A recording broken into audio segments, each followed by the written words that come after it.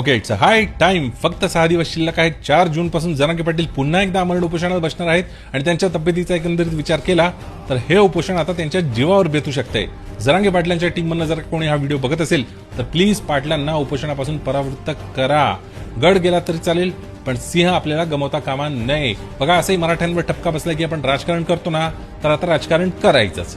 बाहेरून जर का न्याय मिळत नसेल तर आत घुसून न्याय मिळवायचा. विधानसभेला समोर ठेवून मराठा समाज प्रत्येक मतदारसंघातून एक एक उमेदवार उभा करणार आहे असं घोषित करून टाका.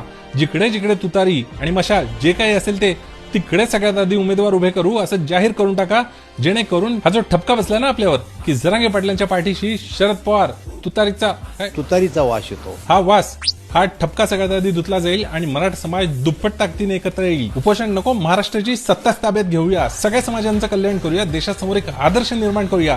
स्वराज्याची पुनर्बांधणी करूया. जास्तीत जास्त या व्हिडिओला शेअर करा. बाय द वे, हे तर फक्त माझं मत होतं. बाकी पाटलांचा निर्णय जो काय असेल तो फायनल. पाटलांसोबत काल पण, आज पण आणि भविष्यात नेहमीच. 4 जूनला प्रत्येक गरजवंत मराठा अंतर्वलीत येणार म्हणजे येणारच.